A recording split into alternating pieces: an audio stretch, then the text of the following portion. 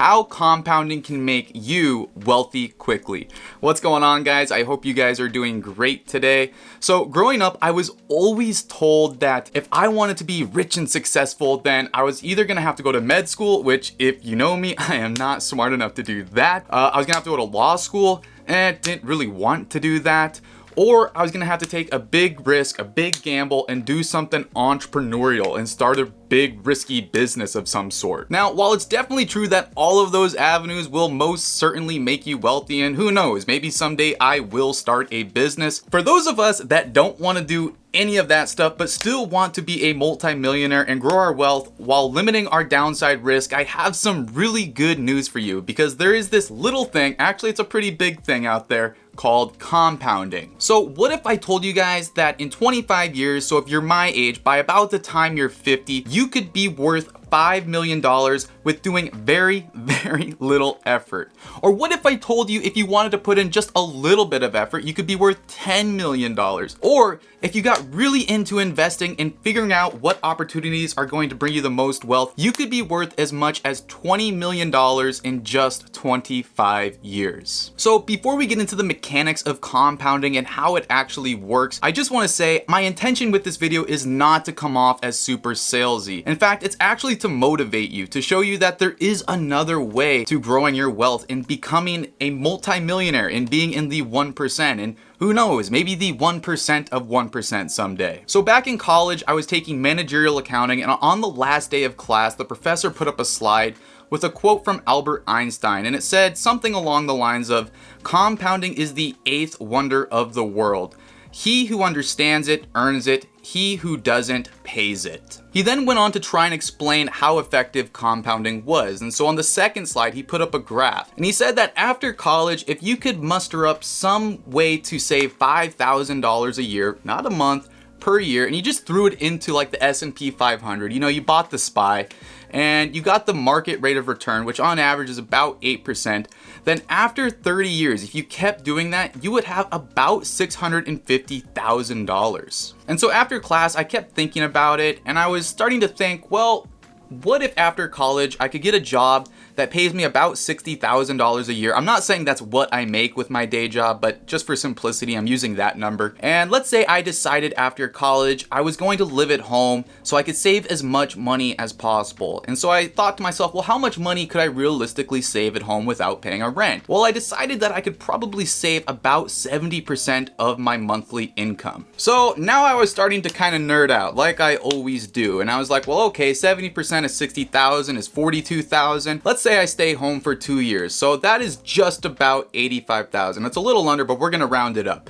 Why not? And I probably should factor in taxes into this, but I don't know where any of you guys live. You may live in a state where there is no income tax. If you live in California, you are taxed through the wazoo, but just for simplicity, I am not going to factor in taxes into any of these calculations. But let's keep playing around with this thought experiment here. So let's say after 2 years, you decide, all right, I'm sick of my parents, I want to move out. And now you're gonna be paying a rent, but you're still gonna try and be as disciplined as you can. So you're still gonna try and save about 35% of your monthly income. But the good news is that after 2 years, because you are a grinder, and I know you are, you got a raise, you got a promotion at work, and now you're making $70,000 per year. So after those first 2 years, now we're living on our own and we're making 70K, and we're trying to save 35% of that income. So that comes out to about $24,000 per year and $2,000 per month, which, because we're going to be contributing monthly, that's the number we care most about. And of course, because like I said, you guys are hard workers and you care a lot, you're gonna keep getting promotions and raises as you advance in your career. But for the simplicity of this thought experiment, we're gonna cap your savings at $24,000 a year from here on out. Okay, so if we can manage to do that, right guys, in the first 2 years, we're gonna contribute $85,000 to our savings by living at home and being disciplined. And then after that, we're gonna try really hard to do $2,000 per month from here on out. Well, guess what, guys? If you invest in the SPY and you just do the market rate of return every month, you don't have to do any work except just buy the ticker SPY. That is all you have to do. If you can do that at 8% for 25 years, by about the time you're 50, you will have $2.3 million. I don't know about you guys, but for most people, that's a pretty solid retirement. So I was pretty blown away by that number, but I wasn't done. I was like, well, okay, Jake, what if we try to find undervalued stocks and outperform the market? So what if we could do a 15% rate of return by just doing a little bit of work every week? Well, if we can do a 15% rate of return for the next 25 years, by the time I am 50, it'll be worth $8 million. So I was like, okay, 8% is pretty solid. Actually, that's really solid. You know, my family's gonna be taken care of. The kids can go to wherever they wanna go to school, as long as they get into wherever they wanna go. And unless my kids are complete tyrants, they are going to be debt-free for the rest of their life. So yeah, 15% rate of return, pretty solid. But I wasn't done, because I think I can do more. And I was like, well, what if we studied Warren Buffett like there was no tomorrow? We studied his investment strategy like we were gonna be the next Warren Buffett. What if we could do just like what Warren Buffett did in his 20s and 30s and achieve a 20% return annually? So we ran the numbers again, and guess what, guys? I was pretty blown away, because if you can do a 20% return annually, and yes, that would take a lot of work, but if we can do it, by the time we are 50, we will have $20 million. Pretty crazy. Now, I don't know about you guys, but $20 million is more than enough money, at least for me personally. You know, there are other things I want to do in my lifetime. I'd like to give back to charitable causes that I actually believe in. Probably gonna make a video on that at some point. And quick side tangent, guys, if you struck the genetic lottery like I did, born in America, white, male, great upbringing, get in the habit now of giving back to the exact same system that got you to where you are today. I think that's really important, and I know that has nothing to do with this video, but that is something I actually am pretty passionate about. So even if it's just $1 extra to the girl at Starbucks or the guy at Starbucks or your waiter or waitress, or if it's some guy on a street who's down on his luck and you happen to have a spare dollar, get in the habit of just giving away a little bit every single day. Now you're probably wondering, well, that's all great and dandy, Jake, but how do you actually guarantee that 15 and 20% rates of return? Like, how do you know that the market's actually gonna correct for all of these mispricings and actually bump the stock price up? Because without that, all these little calculations you just did are completely meaningless. And that is a great question, and there are a ton of ways I can answer it, but it all comes down to two simple things. The first reason is just because of simple mean reversion, guys.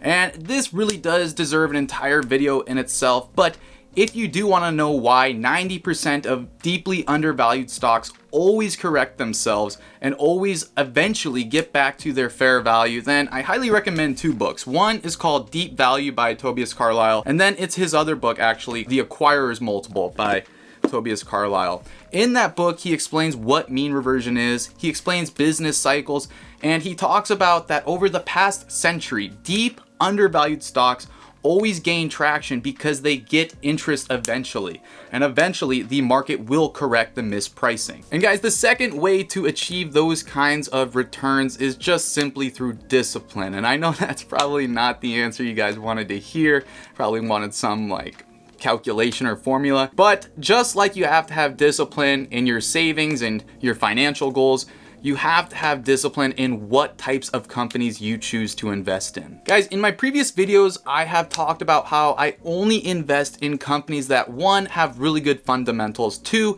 is operating in an industry that I understand really well, and three, is selling at a price that is going to guarantee me that 15% rate of return like I've talked about, that discount rate. And if that wasn't enough, it has to be selling at least a 40 and ideally a 50% margin of safety. Guys, I will be really honest. The truth is, it's really hard to outperform the market. And I've thought about this a lot, probably too much. Like, why is it so hard for most people to outperform the market? And I think it's just because people are lazy. You know, they'll be watching CNBC and they'll hear about some stock pick. They'll immediately go put 5K into it without even doing any homework. Or even worse, their neighbor will whisper into their ear about some penny stock that's like a biotech company or some sort of pharmaceutical company, and there's a really good chance that the patent for one of these companies is going to pass, or as soon as the FDA approves this drug, this company is going to be the next big thing. And then the next day, without doing any homework, without ever reading the 10K, without ever looking at the balance sheet,